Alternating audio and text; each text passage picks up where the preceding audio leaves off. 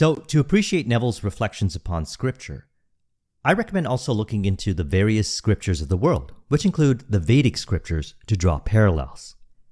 This helps with conceptual understanding, yet applying the wisdom of the ages and proving it in equation is the way to understand beyond writings and conjecture of the writings. Now, one of my favorite ways of applying this information is relationships with others.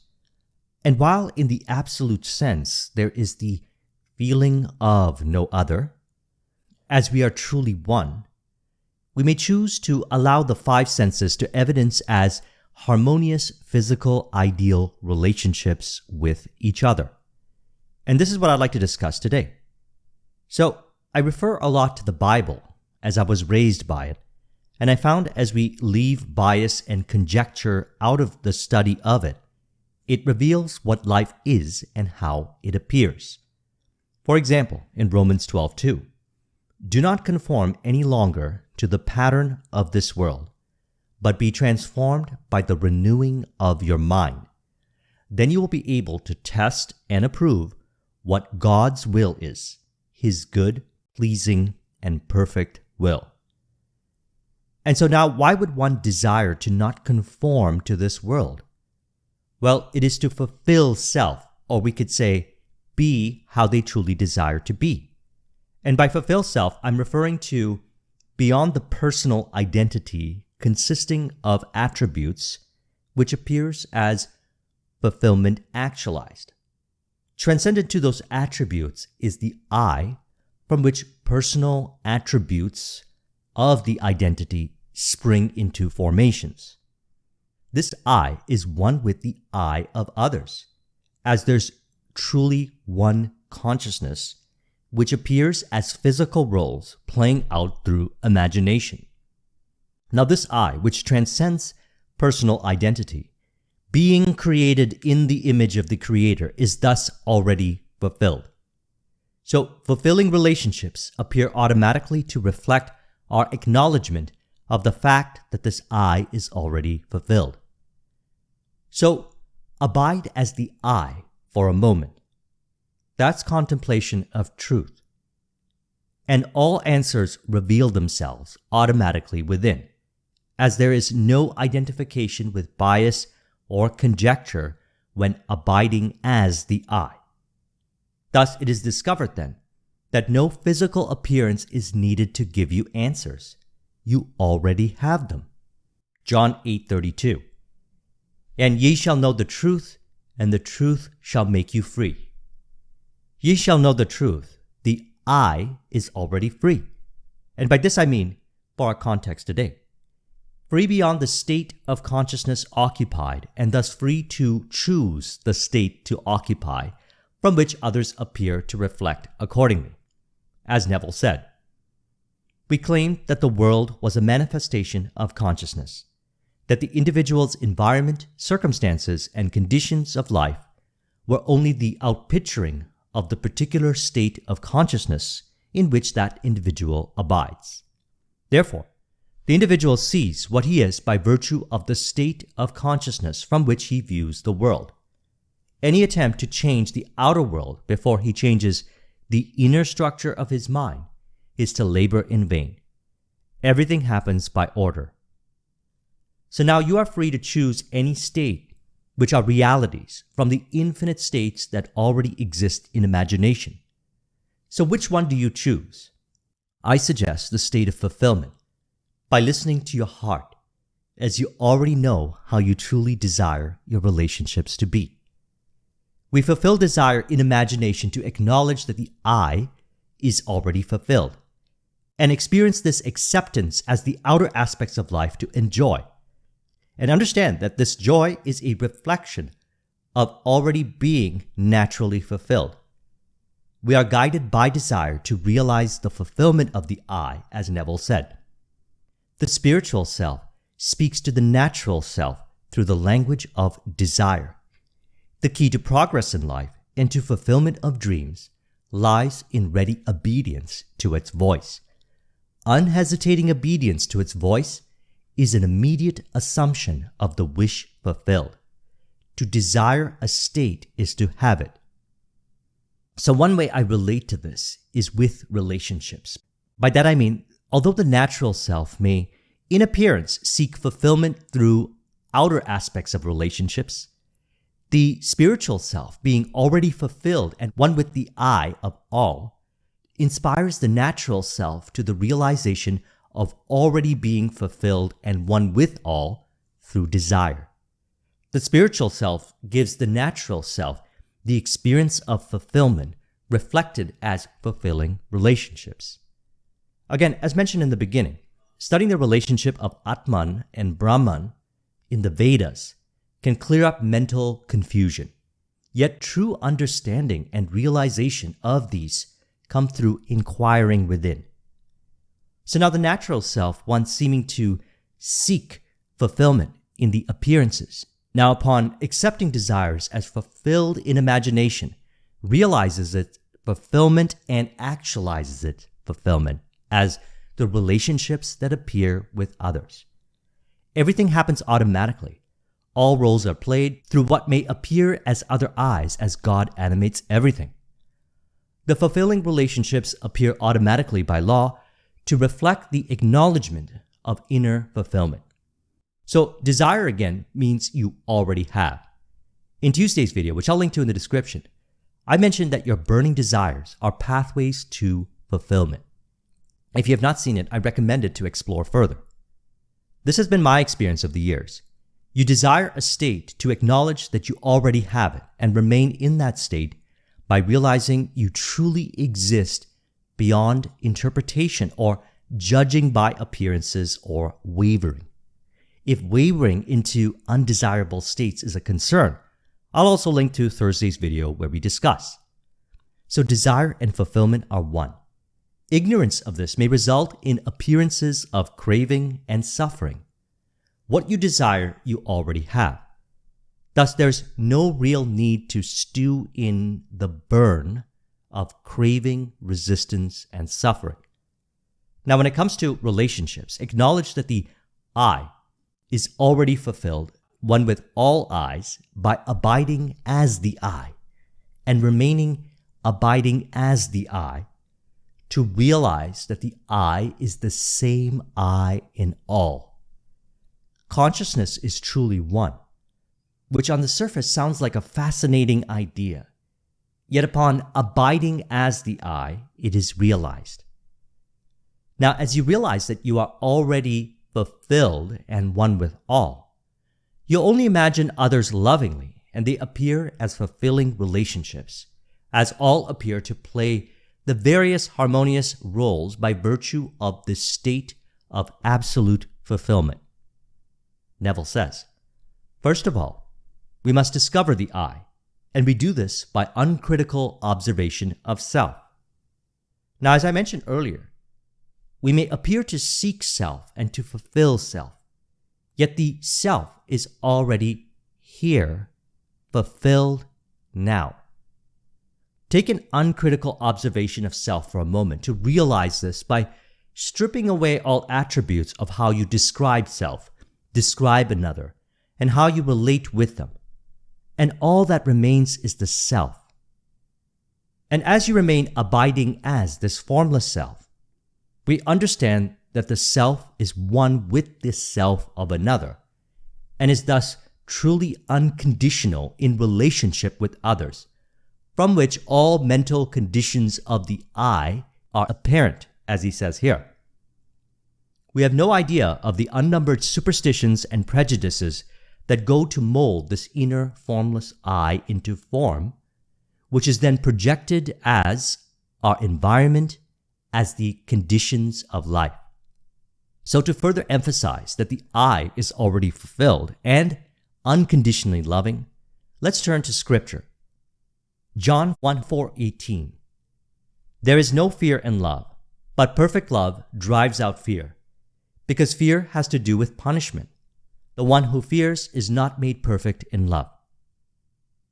Now, James Allen once said in his book, As a Man Thinketh, they themselves are makers of themselves, by virtue of the thoughts which they choose and encourage.